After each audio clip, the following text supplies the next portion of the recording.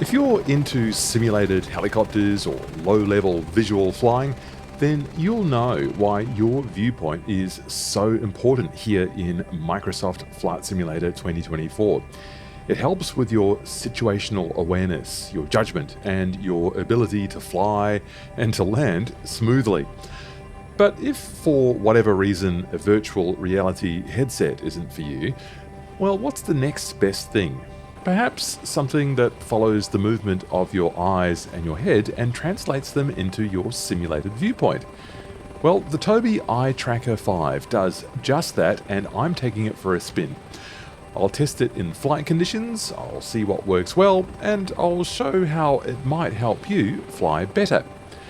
And this video is sponsored. Tobii gave me a unit to trial and to offer you my honest review. There is no restriction on what I say.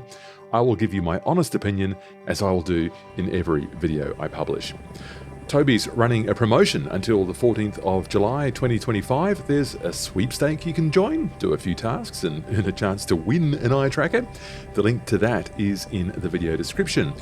Or in that description, you'll find another link that gives you 15% off the purchase price of an Eye Tracker 5. Now, if you choose to take that route and buy for yourself, I might earn a small commission, and that, to be honest, would be great for me and this channel, but again, that is not going to change what I say in this video. There are some things I love about this product, there are a couple of things I think could be better, and there are some things that are well worth you knowing before you buy about the way it currently integrates with MSFS 2024. I'll cover all of that in this video. I'll show you my preferred settings for the Tobii, and I'll take you for a challenging demo flight. So let's give this thing a go, and let's fly. And this is what the Tobii Eye Tracker 5 looks like fresh out of the box, with the protective film still on the lenses and emitters. And there is its USB-A connector. Now, I didn't have a spare port on my monitor, so I needed to use this. Included in the box, a USB-A extension to get it down to my computer, no problem there. Now, if you have got a curved monitor, you will need to use this mounting solution. It adheres with those two pads there underneath your curved monitor, with a magnet there to go clunk onto the eye tracker itself there, so that it will sling underneath your monitor like that. And if you have a flat monitor like mine, you have the option of sticking this magnetic mount directly on the front of your bezel, and then clunk like that, it will magnetize directly onto the front of your monitor like that. And there is this isopropyl cleaning wipe to help you get a clean mount. And here's what the software looks like when you plug the eye tracker in. It takes you through a couple of splash screens here. You click through and it guides you through the setup that you need to do. Tells you that it is not currently set up for the display that you're using, so that you'll need to calibrate it. And the calibration looks like this. Those are my eyes represented, and that's me moving around. And I'm blinking and winking there, and that's represented there in the graphics as well. The calibration process looks like this. You are presented with a dot there. You're asked to look into the dot and move your eyes around to stare into those three dots. And in so doing, the Tobii Eye Tracker calibrates itself to its position on your monitor. And once all that's done, it looks like this. It shows you a ghost, and that's my eyes looking around the icons on the Tobii webpage there. Kind of cool as I move my eyes around from icon to icon. It's working. And this is Tobii Game Hub. And what we do in here is select from a list of games. These are the ones that is detected on my system. We go into Microsoft Flight Simulator 2024, and we see that by default, we have a profile called Tobii already in there for this game. That's just fine. If I want to create a new profile, or if I want to create multiple profiles, maybe I want to fly different aircraft with different profiles, then I just go back and do that in the Tobii Experience app. Add a new profile in there, and then that'll appear in this list here. So for the time being, I'm just keeping it all default. And by default, Tobii has assumed that we might want to start with these settings for the eye tracker. So they think that these are going to work in Microsoft Flight Simulator 2024. I've got no reason to doubt that yet, so I'm going to just try the default first, and we'll see how that goes. And in my trusty H125 helicopter, look, it just works, except the viewpoint's just a bit strange. So let's start to work on this. I'm going to go into the settings, go into the controls, and I'm going to show you two things that you are going to want to know about when you're using the Tobii Eye Tracker. And that is, if you just filter on the word tracking here, you will see two inputs that you need to know about. Eye tracking reset and toggle head tracking. Now, they're really important that you know these two things. Alt 7 is the default keyboard command for toggling head tracking on and off, and eye tracking reset, the default keyboard command is Alt 8. Now, I have put those on to my old throttle. So if I just again search for those with the throttle there, you can see that I've assigned those to a button. You just need to also know that with your toggle head tracking, and in fact for both of them probably, you just need to make sure that input repetition is turned off on that command. Otherwise, when you release the button, it will repeat the command and toggle it back on again. So doing kind of the opposite of what you want. So just find two buttons that are available to you. If you want to use a tracker like this, I highly recommend getting these onto a hardware controller for reasons that I will now demonstrate. So, first of all, what about this weird head position? This is, I mean, there's the pilot seat right there, like the head's just in the wrong position. So I'm going to reset the head position once. So it's still in the wrong place, and once more. And now we're finally in the right place. So this is something that stretches back to 2020 and its integration, MSFS 2020 that is, and its integration with the Tobii Eye Tracker. Don't know why, it just needs to be reset twice and then it's right, okay? Now that's the first thing. Second thing is when I'm sitting kind of still like this, it's just bouncing around a bit. There's no real dead zone. And I spent about half an hour trying to get my settings right. By the way, I'm still on the default. And I ended up feeling a little bit car sick. Or helicopter sick. Or flight simulator sick. Trying to get this right. So, I'm going to click that other button, the toggle head tracking, and I can just relax. So if I'm doing something like looking at a chart, or talking to you, or pointing at something else on the screen, or sorting out my controllers or whatever, I can just toggle that head tracking off, and then I can relax again without that kind of motion sickness inducing motion being there the whole time. I'm going to click it back on. I would love it if there were a bit more of a dead zone that I could dial in, but there's not, and it doesn't work like that.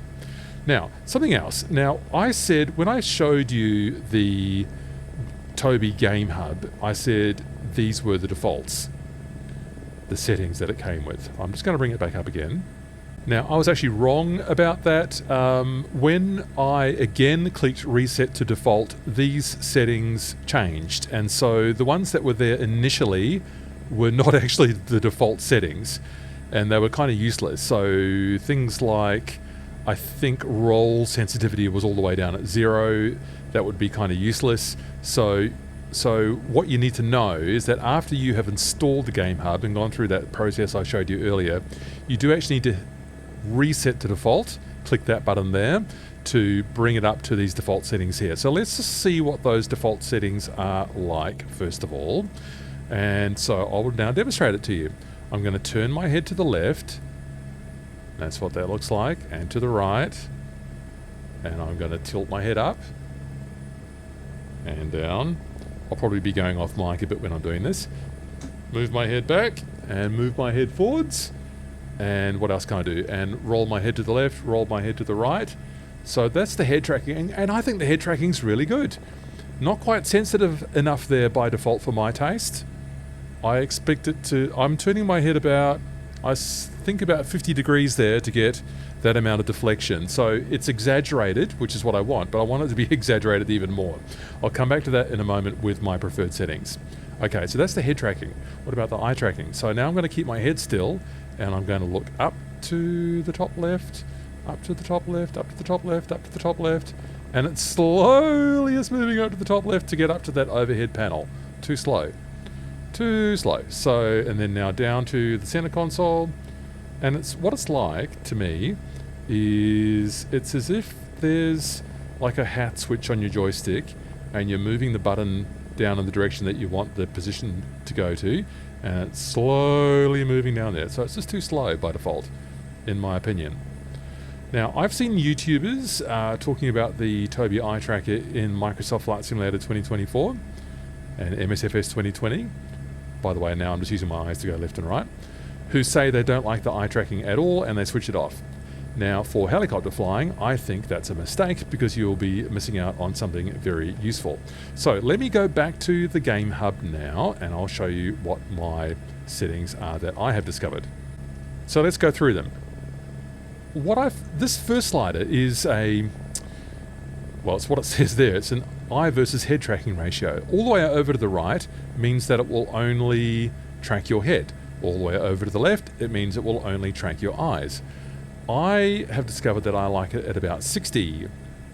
I've discovered that I like a lot more eye responsiveness. And now, by the way, I'm going to turn off that head tracking just while I do this so that the screen isn't moving around the whole time in the background.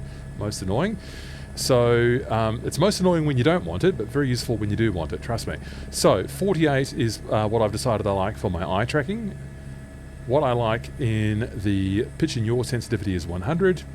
Now, the center stabilization, I'm not sure if I've discovered if that really does anything or if it's associated with the head auto center, which again, I don't know if it does anything, so I've just left that switched off. Oops, excuse me, future Matthew butting in here because I have subsequently found that center stabilization, though subtle, does make a difference and it does filter out some of the small searching around in the center of the range that I complain about elsewhere in this video. So I recommend that you set a high value on center stabilization. Try 90, try 100. See what you think about that. It's working better for me at a high value. Now, where was I? The roll sensitivity I've left on 100, and the head position sensitivity I've moved to 160. All right, so those are the values that I've discovered that I like. I save those values. And can I use those in the simulator right now? No. I have to restart the flight. Most annoying. But, well, we just do it and then it's done. So you might have to spend some time getting this the way you want it. Okay, so I've restarted the flight and here we are back in. So ready to fly. Okay, so here I am with my preferred settings. And something else I always find I have to do in the default helicopter is put in my default view, which is a bit higher up and a bit further back from the control panel. That's better. And to hide that tablet, there we go, gone. Okay, so now what have I got? I've got my head now about 45 degrees to the right, and I'm looking back at that passenger. Hello. And now 45 degrees to the left, and I'm looking back there. That's fine. Head up there, that's good. See if I can get into the control panel. I'll be off mic for this. Yep, that's pretty good. Okay, not bad. So I can lean into the control panel and get a closer look at the instruments. And yes, I mean, I'll just adjust the transponder here to give you a demo. Okay. 2, 3, 4, just for example, enter. Yep, that seems to work okay. So I can use my head and eye tracking and still operate the instruments. It's not easy, especially when you're flying, got the stick on a hand on the stick maybe. Now notice that we've still got that moving around because of the absence of a dead zone. So if I were talking to you, I might just do, during a video, I might just do that and toggle the head tracking off. But just so that I can continue this demo, I'm going to turn it back on and it just sort of flips out there for a second before it comes right again. Good. Now, I am tilting my head to the left, tilting my head to the right, backwards, forwards, over to the left, over to the right, and I'm pretty happy with the head tracking. In fact, I'm very happy with the head tracking. The older head tracking solution that I used to use would sometimes, if you tilted your head around too much, sometimes it would just go out of view of the infrared camera. That's the TrackIR system. And it would just go out of view and it would get some phantom inputs and yeah, so It was okay when you were head on and when everything was in view. But yes, I'm finding this head tracking slightly better. Right, now eyes. So up to, that's much better, much more responsive. Up to the control panel, I'm keeping my head still and only using my eyes now. Down to that lower window, you're going to be using that a lot. And the helicopter, out to the side, yes, very nice. Out to the other side, very, very nice. Liking that a lot. Liking that a lot. That's only my eyes now, and I'm just finding that very natural and very easy to look around the interior of the craft. I wish there was some dead zone in the middle so that it just didn't wander around so much when we were like this, so that I didn't have to do what I just did then and click off the eye tracking. So I'm saying that it all works and that it all works nicely. Two things I might add. I use eyeglasses, multifocal eyeglasses. I've had zero issues with how this works. It goes just fine with my glasses, no worries at all. I've used this in very low light in a darkened room, and because the Tobii Eye Tracker emits near infrared light to reflect back onto the back of your eyeball to track the position of your eyeball, it isn't bothered by a darkened room. So in a darkened room, no issues whatsoever. Something to bear in mind though, because it does emit light into your eye and it's near infrared, you can actually see it. So I'm going to put an image up on the screen now. It's just taken from my phone, pointing at my screen. And don't be too alarmed. I think my camera here in the phone has exaggerated the lights greatly. But this is instructive to you. You can see the Tobii Eye Tracker pointing at you. You can kind of see little halos around those outer emitters and little kind of LEDs pointing at you in the center. And it needs those to get a 3D sense of where your eyes are looking so that it can read that back into the simulator. Now, I'm not bothered by that, but you might be, so I just thought it worth mentioning. I sometimes get a bit of an odd sensation when there's a lot of action on the screen and your eyes are moving around a lot. Sometimes you become aware of a kind of a flickering or a blinking in those emitters. Again, I've now, after a few hours experience with the Tobii Eye Tracker, feel that I'm experienced enough that it doesn't really bother me. But I mention it to you in case you think this bothers you. You do get a soft red glow from those emitters at the bottom of your screen. It's not as bright as what I'm showing in the demo image, but it is visible. Alright, well I think it's about time we went flying, and by the way, in these external views, the eye tracking still works. So there I am looking at the control tower, the big hangar there. I think that's Grand Canyon helicopters there, the triangular shaped building, that red building in the distance, and then my helicopter again. So when I focus on a building, like Grand Canyon helicopters, or that red and white plane there in near the center, the view changes to follow what I'm looking at. That's how it works. That's the eye tracking. I personally don't know why you'd want to turn that off. Maybe if you're flying an airliner, it's not critical to have that function, but for this kind of flying, I love it. Right, let's get inside. Now, as usual, I have got the input viewer up there for you to look at. I have got to try very hard not to look at the input viewer because guess what? When I do, the view goes like that. Alright, so I will try to ignore the input viewer, although I hope it's useful for you. So in order to have the view not move around too much, I need to focus on about halfway up the line marking directly in front. So let's get some right pedal in. Let's get some right cyclic in. Let's start to lift the collective. Let's see what the helicopter wants to do here. There's no wind in today. I'm just making this very simple. Just adjusting there. I needed a bit more right cyclic. And the pickup, not too bad in the end. We're in a stable hover, more or less. I'm going to try and hold stable hover. I really love that I can look down with my eyes and keep my head steady. I love this about the eye tracker. Love it. Look down and feel that I am getting a much better sense of my progress without moving my head. I find that when I move my head, the helicopter tends to move in that direction as well. because when we're in a simulator like this, we don't get the benefit of that sense of motion that we're moving in a new direction. And so sometimes you make these involuntary movements on a controller. I'm going to start pitching down now. Let us move forward. Okay, good. We'll do an air taxi over to the helicopter areas. And so the ability to look down like this is just super helpful. I shouldn't fly over the apron while I'm doing the air taxi, but I can't really help it. I want to get over to the helicopter areas over here. Oh, did I say that was Grand Canyon helicopters? It's not, obviously, because that looks like the main terminal. Sorry, aficionados of Grand Canyon National Park Airport, I got that wrong. So this is the red building on the hill is Grand Canyon helicopters. And so let's set myself a challenge and see how I can use the eye tracker to get me down onto pad number 5 there.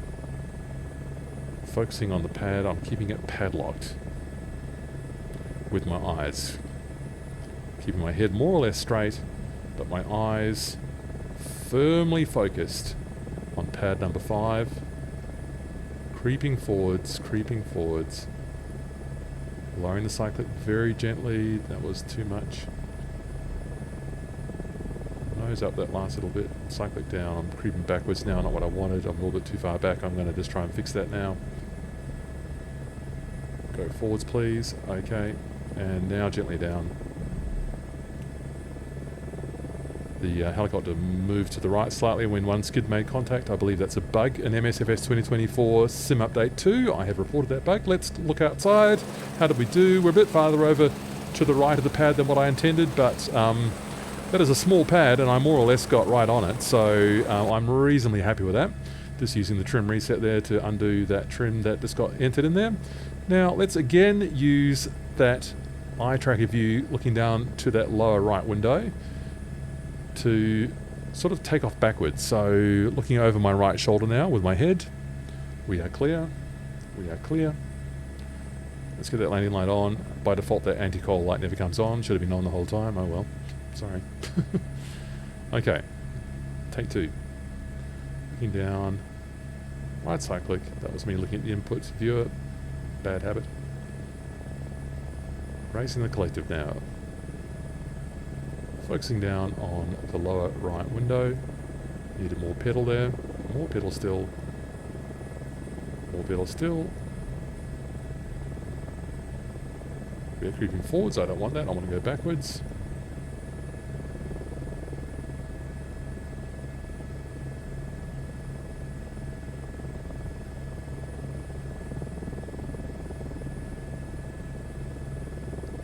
And again, I feel I've used the eye tracker to achieve what I wanted to achieve. So I've moved back off the pad. I've achieved situational awareness by keeping that 5 in my lower right window there. That's what I want. Okay. We are clear to the right. I am pedal turning to the right. And let's just come over to Papillon helicopters over here to the north. I'm actually finding this really natural, really easy. I mean, what bothers me a little bit is just getting used to that lack of a dead zone in the center. And it's probably not very nice to watch on YouTube either with those constant small movements. I could just turn it off like that when I don't need it. And then when I do need it, like now when I'm starting to approach, turn it back on again. It just clips the view over a bit. Don't like that very much, but that's just the price. So let's go to the end of this row of pads and we'll do another pedal turn and then we'll come back and choose one to land on, making use of the Tobii Eye Tracker and what it offers us. So I'm just using my head there, head to the center now, collective up so we don't want to hit the ground yet, being aware of that tree though of course. Right, pedal turn now, add to collective so we don't dip down too much. Pedal turn all the way around. Good. Right, now let's select the pad. Oh, this is quite fun, you know. This is quite fun. what this adds, the eye tracker, is the eye tracking. So I've always had that head tracker, the Track IR system, and what I'm finding for helicopter flying, I've just come up a few more feet there, is this ability to padlock, keep my head steady, and to padlock with my eyes that pad that's in the lower right now. And it becomes so much easier to plan my descent and approach because I can much more easily sense the relationship of my helicopter to that pad when it is padlocked in my vision, courtesy of what the eye tracker can do for me. This is probably very intuitive for people who already use virtual reality. I don't yet. And that was a reasonably soft touchdown. How did I do? That's pretty much dead center. Pretty happy with that. So let's just replay that approach with everything still switched on. So I'm just using my eyes to follow the helicopter. It's kind of an unusual feeling, but it seems to work.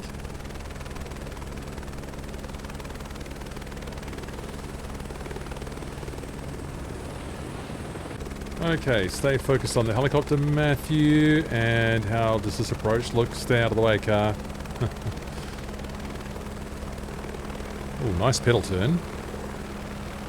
Okay, keep it steady. Thank you. Nice and slow. No one's going to panic in the back of that machine.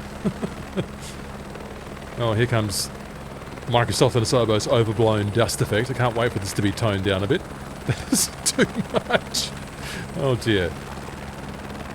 But looks like my landing there is nice and smooth, so pretty happy with that. Pretty happy with that, and it was kind of fun to watch it with the eye tracker switched on as well. Okay, so here are the things I like about the Tobii Eye Tracker 5. The packaging and the build quality are just fine. Everything I needed was included in the box, and the magnetic mount works perfectly. Head tracking performance is very good. I've had no problems with going out of range or with phantom inputs. I'm using an ultra-wide 34-inch monitor, which is actually a little larger than what Tobii recommends, but I'm finding the tracking responsive and reliable. Eye tracking is working well for me, and stepping up from a head tracker alone, it's adding a whole new dimension to my flying. I am not exaggerating. I feel the eye tracking is improving my virtual helicopter piloting. Low light performance is just fine. I've had no problems with the Tobii Eye Tracker picking up reflections off other objects. Now, the main thing I want to see Tobii improve, it's the inclusion of dead zone, or at least sensitivity curves, so there's less searching around when my head or my eyes are near the center of the screen. I did try the center smoothing and the auto return to center, but I initially felt a bit of motion sickness trying to get the whole thing set up. Now, hopefully that won't happen for you, because I've given you some suggested settings to try out. Now, by the way, I am aware I can fine-tune the output of the Tobii Eye Tracker by sending it through the free OpenTrack software. I'll perhaps look at that in another video, and maybe you could comment on this one to let me know of your experiences with that. Also, improvements I'd like to see in MSFS 2024. I want to see the Tobii settings move into the simulator so that I can adjust my preferences within the sim without having to do it in the Tobii Game Hub and therefore having to restart my flight each time. We have this feature in MSFS 2020 but not yet in 2024. Also, when toggling head tracking on and off, I'd like to see a smoother effect instead of the camera jumping so sharply. So those are two things I'd like to see come from Microsoft and Asobo. Now, let's talk about the value of the Tobii Eye Tracker 5. If you're into helicopters or low-level visual flying, then I highly recommend some kind of head or eye tracking solution. If you're unable to use VR for whatever reason, then it's possible to do head tracking on the cheap with an ordinary webcam and open source software solutions. TrackIR is a product that offers more accuracy than that, but it does come at a cost, and it does require you to clip on a device to your headset, and you might not like having the cable that runs from that device. TrackIR for me has always performed well enough, and I find it smooth and unobtrusive in the center of the range because I'm able to adjust the sensitivity curves and the dead zone. The Tobii Eye Tracker 5 is more expensive than TrackIR, but it does more. It tracks your head without the need to clip on any device, and it tracks your eyes as well. Despite some oversensitivity in the center of the range that I can't adjust, I am loving what it's doing for my helicopter flying in MSFS 2024, and I feel I can recommend this product if you think a tracker would suit your needs. And remember, there's a link in the video description which gives you a 15% discount on the Tobii Eye Tracker 5 until the 14th of July 2025, or you could try your luck at a sweepstake to see if you can win one. I hope this video has been helpful to you. I look forward to reading your comments on your head or eye tracking experiences, and I hope I'll catch you in another video real soon. See ya!